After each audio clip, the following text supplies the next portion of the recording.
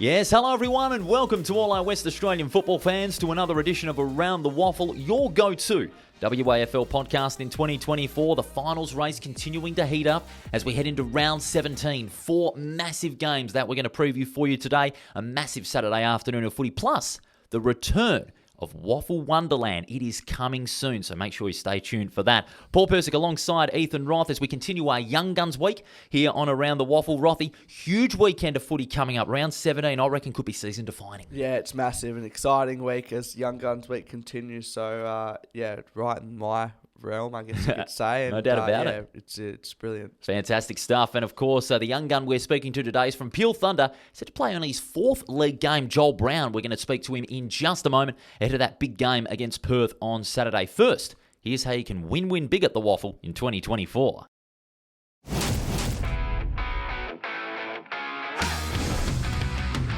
Punt from 50, win. Little too into the game, win. Too cocky? Nah, almost a win. Risking it all for the glory, win.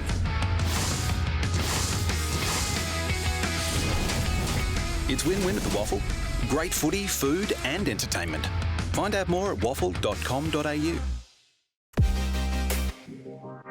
Yes, win-win at the WAFL at the business end of the season too, so get yourselves down to a game, rain, hail or shine, and support your team. Peel Thunder is one of those teams. They're currently in 2nd place on the ladder. They've had the bye and they've got a big game coming up against Perth. And as part of Young Guns Week here on Around the WAFL, we're speaking to a young man who's made his debut on the league side and is making a big name for himself. It's a tale of perseverance, isn't it? After playing with the Colts side last year, he's set to play only his 4th game, but a great young man with a great footballing future. We're talking, of course, about Joel Brown from Peel Thunder, and he's good enough to join us here on Around the WAFL. Joel, good morning. Good morning, Paul. Great to have you on the show. First off, tell me, how have you found playing league football in the WAFL style since you made your debut with Peel this season? Yeah, it's been really good playing with high quality players and 4th game, looking forward to it. And you mentioned some of those high quality players. What have you learned from playing alongside the Freo games? Freo names, Reedy, Brody, Voss, amongst others. What have you learned from those guys? Yeah, they're all really good to play with. In my debut, playing with Brendan Cox was really good, and taking tips and tricks off him, but not all those. What about mid-season? It's also the Peel players, but yeah. What about mid-season so far? A bit of a drop in 2 defeats in the last 3 games, but you guys are, determined bunch of players, to get back on track Saturday against Perth, who have given some teams a little bit of a fright recently. How are you going to approach this game? Yeah, look, they've come strong for the back end of the season, but we're going to prepare for that, prepare well, and take on the challenge. And you did play Perth before, but in the reserves back in round 11. You played a great game, 19 touches. What will you take from that game into the league side against Perth on Saturday? Yeah, I think I'll just play my role, do what's best for the team, and disposals don't always mean stuff for a backman, but do what's best for the team, play my role, and hopefully get the win. First game on the road too. All the 3 games so far you've played at home, so your first road trip in the league. It'll be different, but always looking forward to it. Fantastic stuff. And of course, Adam Reid, your first WAFL League coach. What have you made of his game plan so far in 2024? Your first WAFL League coach. How do you find his style of coaching for this great Peel Thunder side? Yeah, look, Reid is really good. I love how he's really connected to the players, but I love how he goes about it, very professional, and he's serious about football, but also can have that joking side, and he backs me in quite a lot, which is really good.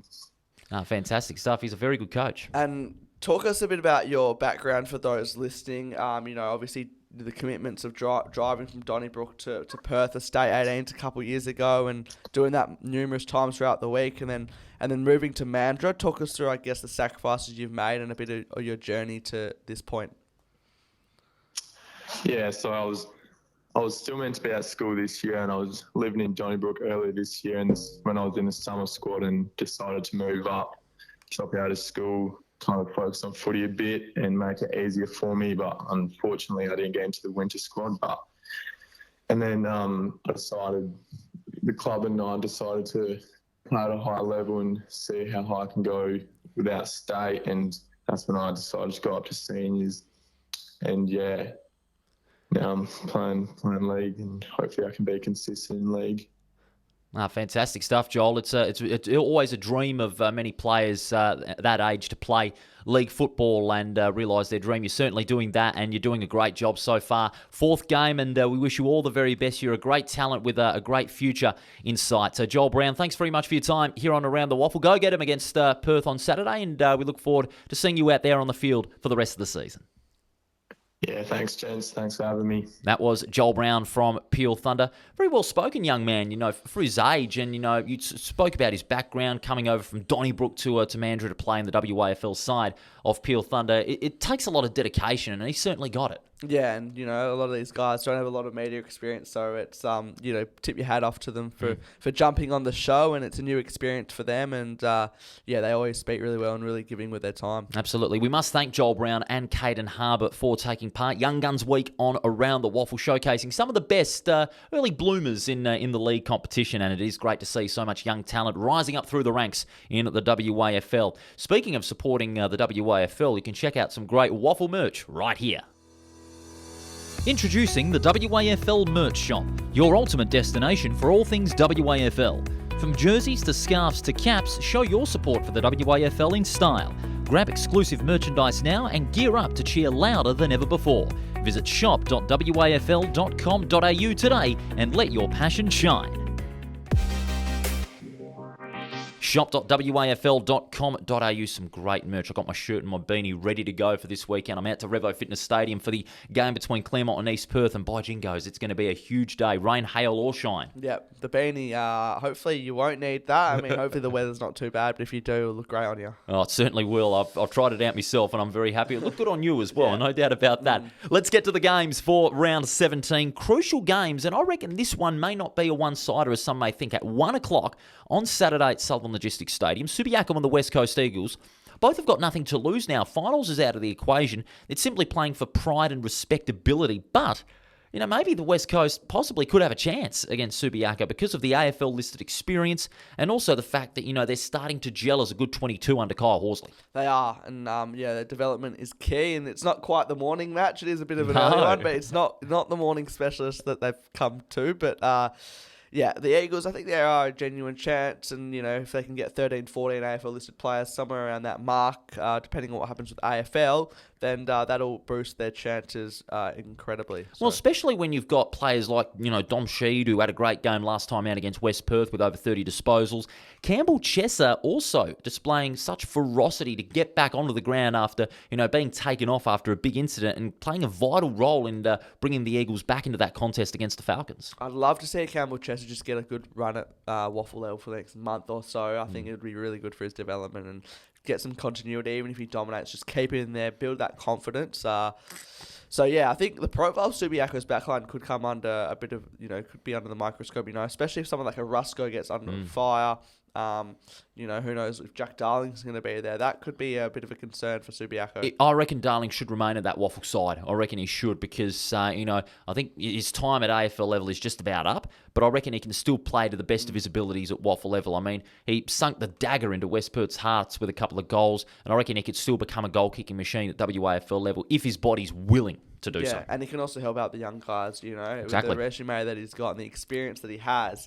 The young guys are only going to thrive on that, particularly the ones not on the AFL list. Talking about Subiaco as well, their midfield is starting to come under a bit of fire as well. We said for much of the season they relied heavily on Greg Clark without getting a lot of backup, so their midfield depth I questioned a lot this season based on the fact that they've shouldered the workload on Greg Clark, but without a lot of backup from the likes of Kitchen, also the likes of Josh Robbins, who's a good midfielder, can get some good run and carry from the centre. So that's always going to be a question that's going to stick out in my mind heading into this game. Yeah, well, Schofield's been in some decent form of late. He's more of a running player as opposed to like a big body inside mid. He's not that. And they put Foley into the back line as well. So I thought he was going to be a bit more of a midfielder, which he spent time, but clearly I think the better position for him is off half back where he spent a lot of time in the AFL. So Yeah, I think that midfield, that back line, you look at the back line, guys like Savini, Berenger, they're still, Roden Hill as well. They're, I guess, they're the more experienced ones, but can they gel together, shut down that forward line? Because you can do all the scoring you want. Not that Subiaco have been incredible at that this year, but it's also about defense and stopping the other team at the other That's a end. good point that you make. Subiaco not as prolific on the scoreboard. They've only averaged 9 goals this season.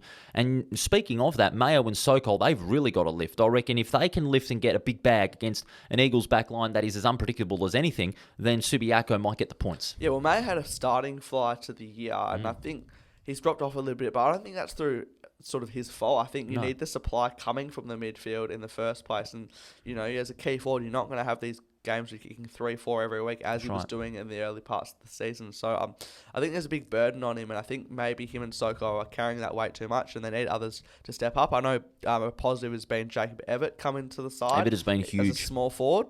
But yeah, from they need someone like a Borchett to really fire and get back to where they were in the premiership years with, their forward line who really contributed very evenly. With that in mind, who takes the points at Sullivan Logistics Stadium on Saturday? I'm really on the fence with this one. I don't know. I think I'm going to say West Coast, just because every time I've backed Subiaco in, they've failed to deliver for me. So I think West Coast. But, saying that, I'll probably tip West Coast and then Subiaco will win. So we'll have to wait and see. Man, you tipped West Coast against Perth. I've not heard the end of it from you, but you were right on the spot. You know something? I'm going to go with the Eagles as well. I'm going with the Eagles as well. They've had a great stretch over the last month and a half. They've been competitive, and I'd love to see them get a 5th win on the board. They're having their best season in a couple of years. Yeah, and it is always hard to pick because you don't know what the team lineup's going to be. It's the most unpredictable it's team a great to unknown. predict. So we say that. Who knows? Could be a different side out there. But I'll back in West Coast and you'll do the same. Should be an interesting game. Subiaco and West Coast. That's live, free and in full on the AFL app from 1 o'clock on Saturday. And then next up, this one's the game of the round. No question about it. It's a clash of 3rd versus 5th on the WAFL ladder, and it's at Fremantle Oval, the Doggies and the Swans. By gee, this is a huge contest and a lot of history riding on this game because it's a very special day in the WAFL and for the Swan Districts Football Club. For one, Tony Knott breaks the all-time games record at Swan Districts, passing Billy Walker on 306. Yeah, we've celebrated Tony Knott a lot of late, which is so deserved, and these things do not come around very often, so it is important to celebrate. And it feels like these teams did verse each other not too long ago, the John Todd Cup. The John Todd game, yeah. A lot of history and stakes on the line, and for Swan Districts, I mean, how long can they just continue this run for against a South Fremantle team who will be coming off a big high? Absolutely. South Fremantle bouncing back last weekend against Subiaco. Swan Districts in their last hit out, they overcame a great challenge by Claremont to win by 7 points in an absolute cracker. You look at the last 2 times that they have met, Swan Districts have won the last 2 times. Round 11 of this year, round 17 of last year, and then round 4 last year as well. So they've had the wood on South Fremantle of the Swannies. They've won their last 3, and by gee, they can really maintain this momentum if they can keep believing in themselves. I think their maturity and self-belief has been a massive key, but not just the players as well, through Andrew Prune and his staff as well. They've really instilled that message that you've really got to play out 4 quarters of footy. That's what they've done, and they could do so again against the South Fremantle side that are on the rebound, after a big win against Subiaco and having lost 3 out of their last 4. So everything's riding on this game for both sides with all those in mind. Yeah, well, Andrew Prune, I think he's really keeping them in line, keeping them in check. I've heard him do a lot of media of late and saying how, yes, we've been winning games, but we don't have any right to get carried away or get ahead of ourselves because we haven't achieved anything really. Obviously apart from the impressive wins, but holistically, if they're going to push for a premiership, they need to keep a lid on it. And there's some questions I have. Who takes on Lee Coleman, and another one is Chad Pearson. Yeah, if you want an answer, Chad Pearson, I reckon, could be the one that'll be the best one to take on Lee Coleman. Not only his ability to force those turnovers, apply the pressure on the big forwards, but also just play in front. Even though he's got a bit of a height disadvantage against Coleman, all you need to do is play in front, frustrate your opponent, and that could be a big difference. So Pearson's the man. Yeah, he's a general down there. I love when a captain is a defender. They can just read the game. The game's in front of them, and they can really call the shots and be a general back there, as I said. So... And I think another question, Schleith versus, you'd have to say Jesse Turner in the centre. I know Schleith will probably push forward more, especially maybe later in the game. But can Turner do the same? I reckon Turner can do the same as well. Yeah, I think Schleith is a bit more tricks up his sleeve in terms of forward line. I think Turner's a bit more your grunt player, and not to say he can't hit the scoreboard, but I feel like one-on-one, Hayden Schloeth would, there's not too many opponents hard in the competition one-on-one. He'd be amazed, like his core strength and the way he uses his body to, really push forward. I think it's an asset up their sleeve they can use to their advantage. Absolutely, and the fact that the Bulldogs as well are playing at home as well, they've got that sizable advantage. Always tough for away teams to beat as well. One thing I'm also going to be very impressed with is the battle in the ruck as well. You got Glass McCasker and against possibly Solomon James as well. You can also put Nathan Blakely on that equation as well. So I reckon the Swans, maybe that more recognisable ruckman, that could be such a difference against South Fremantle, because the Bulldogs, okay, they're rotating ruckman. They don't have that Brock Higgins-esque necessary ruckman, but if you put Solomon James in there and perform that he did against Subiaco with 51 hitouts, that could go a long way too. Yeah, well, I think, Swans have probably more depth or backup, you could say, but I don't think Glass McCasker is an out-and-out ruck. He's more of a pinch hitter, so I think James will, I think this is a brilliant opportunity for him to really show his wares for another week. I would say so as well. It's a big game. Slippery conditions are forecast. There's going to be a lot of rain throughout the weekend. How does that play into each side's hands? We'll have to wait and see. I think both teams, you look at their list, these are two of the most exciting teams when it comes to their profile, their list, like young talent. Some of the most exciting names we've spoke to this year, and we always highlight, for South Fremantle, as we said, your Bournes, your Harbours, your Cars. Bletchenden as well. Your Wans, Bletchenden, who's, still a really young player. And then on the other side, for Swan Districts, guys like Luke Kelly coming to the team, Pena and Reedy and Rokar and Hewitt as well. And I think, Andrew Prune said it really well the other week with us. It's often the bottom half of your team that can really push you. Yes, you need your stars to do well, but it's often, the 18 to 23, players on the field that can really make the biggest difference of all. Very good point you make there, Rothy. It's all about, not only the top age players, the experience, but the bottom ages as well that really have got to stand up in such tough games as well. With that in mind, it's another tough game to pick. Who gets the points? Yeah, look, the temptation to pick South Fremantle on their home deck is there, but I'm backing in Swans. I think, not saying the run has to come to an end at some point, but I'm not saying they're going to win every game, but I think they could take it to another week for at least, for now. I would think so. 8 in a row, I'm going to say Swan Districts, but only by a kick. I reckon this one's going to be very, very close, and Coleman could make a difference again up forward if he beats Pearson in that one-on-one matchup. We're heavily touting that one. Swan Districts and South Fremantle on the AFL app and on Channel 7 as well. Don't forget, you can catch that one live on 7 from 2 o'clock. It's going to be an absolute ripper of a game, and so will this one. Third game of the round brings us to Revo Fitness Stadium at 2:30 on the AFL app. Claremont in a must-win situation against East Perth, who are on top of the ladder. If Claremont win, they stay in that fight for the 5. If East Perth win, it's a lot tougher for Claremont. Yeah, well, I'd almost challenge you for this being game of the round, to be honest. Just from a stakes point of view and for Claremont's sake, it is must win. And, East Perth, I guess that lack of final quarter polish and, can they go 2 wins clear? There's a lot on the line for East Perth as well. It's not just Claremont. But, Claremont's contested brand will be key. And, I think it's just season defining. That's for both what they've teams. really been thriving on. That's a good point that you make. Claremont have been thriving on a contested game, and that was what really shut East Perth out the last time they met at Sullivan Logistics Stadium. They won by 9 points in the end. They took East Perth's running game right out. Stoppage heavy in the slippery conditions. We're expecting the same. Claremont, could make things a little bit difficult for East Perth, especially through the likes of Bolton and Rogers, who could win that contested football and really thrive on that. Yeah, that contested brand. If it's going to be wet and, tough conditions, I think it could suit. Both teams have those big bullocking midfielders, Brayshaw and Croden and Bolton and Rogers. It's probably the perfect game for them to go head-to-head, really, and, leave nothing out there on the park. It's not going to be a day for forwards, let me tell you, if the conditions are going to get that slippery at Revo Fitness Stadium. It's always a difficult ground for forwards, so that's where the midfielders are going to add a lot more responsibility to get up the ground and apply the scoreboard pressure. Yeah, maybe small forwards could be a day for them. Maybe, someone like Zach Mainwaring, if he can come back into the team, he's been really... It's been off form, really. You don't want to use the term disappointing, but he's only kicked, one goal or so since the early parts of the season.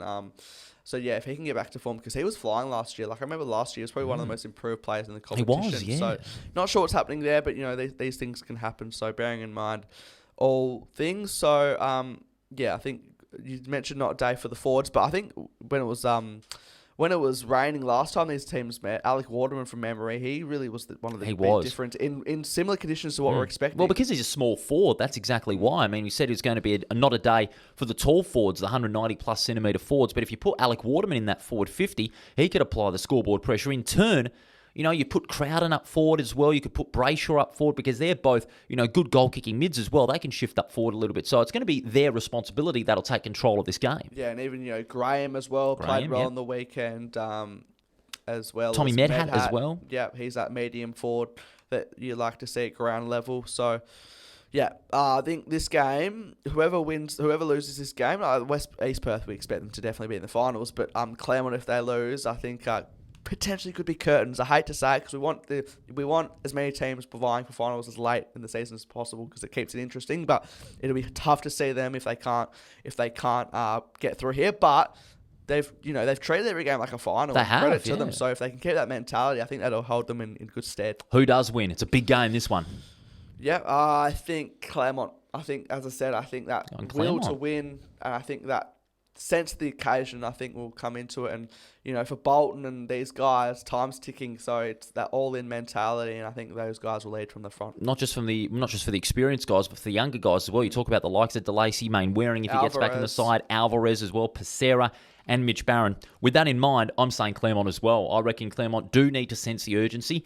East Perth, if they keep these last quarter slumps going, then they might not even win that game. They've got to play 4 quarters, but it's going to be a tough one. They're not usually a wet weather side. Claremont usually good in wet conditions. They did so last time out against East Perth and Leederville, and they'll do it again. It's going to be a ripper. 100%. And yeah, we've been on the same page so far in this inning, so we'll either be completely right or completely wrong at this point in time. No doubt about it. Of course, that's a huge game live on the AFL app. Claremont and East Perth at Revo Fitness Stadium. And then finally, to wrap up the round 17 action, we go to Mineral Resources Park in Lathlane for the game between Perth and Peel Thunder. Let me be honest here. Even though Peel Thunder, they're second place on the ladder, Perth haven't been that good as far as results are concerned. They've been competitive.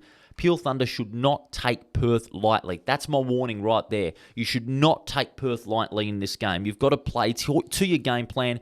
Don't change anything just because you're facing a side that lower on the ladder. And also play to the final siren. That's right. They close out. You just wonder if Perth... I'm not saying they're leaving it too late, but they seem the belief just kicks in the closer they get to teams, which it happens with everyone. But they need to have that for 4 quarters. I mean, when you look at their start against East Perth, they just looked flat, did the Demons. And you look at Peel Thunder, they too started flat in their last hit out against East Fremantle. So to me, whoever's going to get that better start is going to go all the way to winning. Yeah, and I remember last time these teams met, Michael Selwood took a brilliant mark. I think you were on the call there. He might go to Clark. I know he might be a little bit undersized, but he might go to Aaron Clark to shut him down. I think so. We know that if you shut one Perth forward down, I'm not saying no one can bob up, but typically this year, it's been sort of a one-man show at times. Absolutely. So I reckon Selwood could go to Aaron Clark and try and nullify his impact. He's been great down back. Has Michael Selwood taken around about 5-6 marks on average this season, and he's continuing to up in his work rate in that defensive half. Even our guest Joel Brown could spend some time on him as well. Yeah, I reckon so. Joel Brown starting to blossom as a good defender, good height. I reckon he could be the difference in that one as well. Peel, of course, heading to Lathlane, place where they've had some really good success out over the last couple of years. It's a must-win for them as well. Not just a must-win for Perth as far as pride for their season. It's a must-win more so for Peel Thunder because if they win, they could potentially head back to top spot on the ladder. They could. I think it's maybe the biggest unknown of all the games so far. It's interesting. Head-to-head, these teams are 33 apiece, so they can't split them. So whoever wins this is going to go ahead in the historical ledger. I don't think that'll mean a lot based on the current form of the teams at the moment, but gee, that's a very fascinating stat. 33 apiece on that one. But, the Thunder, who knows what could happen with them? Last hit out, they were without Voss, they were without Reedy, they were without Brody, and Blair Bell as well, who had a hamstring injury. So if they don't come up for this game, if they're not selected, there goes my problem. There goes another problem that I have for Peel Thunder. If they are without that 4 that have been the biggest key for the Thunder, Perth could run all over them. Yeah, and they need to win to stay on top as well. So, you'd expect some of those guys to play with Freo playing a derby in Perth. So, obviously they had to go to Tassie, and most of those guys didn't play apart from Voss. So, expect them to come back, but there's no guarantees, is there? Now, the problem is as well, another problem, Neil Erasmus, he went off in the first minute, but we are hearing that he could still play on Saturday, which is big. Yeah, it would be huge for them. I mean, any time a player of his caliber goes out that early in the game when he did, it's gonna have an effect on the team. I would think so. With that in mind, who does take the points? This one, very much unknown, but given the conditions, it could level it up. Yeah, and Perth play a lot better at home, and they've got Constable back in form, which, yeah, without a doubt makes them that much stronger, but I'm backing in Peel. I'm backing in Peel, but as well, but a big win's the only option. A big win, and you cannot let the Demons back into the game. That's all I'm saying for Make Peel a Thunder. statement. Make a statement. Prove that you're going to be back on top of the ladder. Peel Thunder, they've been warned over the last 3 weeks. Their performances pretty ordinary in the last 3 weeks, to be honest with you. Even though they had a big win against the Eagles, that was only against a lower-ranked Eagles side. So after 3 weeks and you have a little bit of a slide, it's going to be very tough. So you've got to recover it by having a big win. Yeah, and just watch this space for sure. Absolutely. Those are the 4 games for round 17 of the WAFL. Such a crucial round. And here's how you can win big by supporting your team in the WAFL.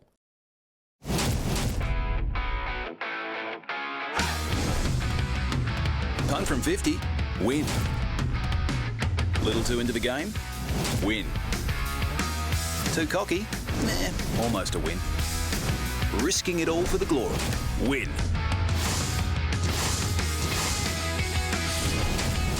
It's win-win at the WAFL. Great footy, food and entertainment. Find out more at waffle.com.au.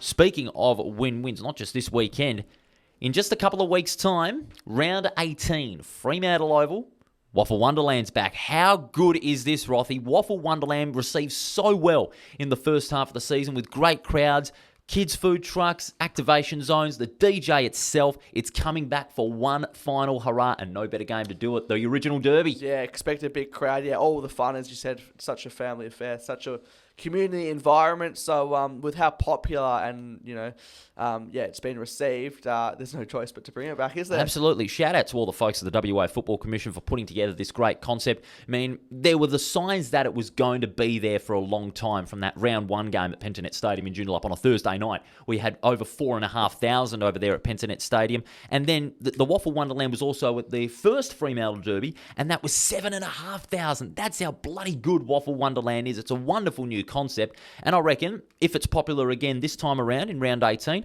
I reckon it should come back for the finals. Yeah, fingers crossed, and it's good. Like, brings in a whole new wave of generation of different fans, who are new to the game and for just finding out, like, unlike us, what the WAFL is all about and how great it is. And I still think there's people out there who are unsure of it, and but I think, the WAFL Wonderland is only going to bring them in even more so. It's going to go out in a blaze of glory for 2024, or it could come back for the finals. We'd love to see it come back for the finals. But, of course, the WAFL Wonderland, one more hurrah, and no better way to do it than the People's Derby at Fremantle Oval on August the 3rd, round 18 between East Fremantle and South Fremantle. Get your tickets. You do not want to miss this game. That does it for today's edition of Around the WAFL. We head into a big round, round 17. Ethan, enjoy the footy this weekend. It's going to be a massive Saturday of footy, and we'll see you next Tuesday. Thanks, Paul. See you next week. Listeners and viewers, we look forward to your company on Tuesday as well. Get down to the WAFL, support your team this weekend. It's a massive Saturday of footy. You can catch us as well on Facebook, Instagram and Twitter, and where you get your podcasts as well. We look forward to your company on Tuesday to review the big action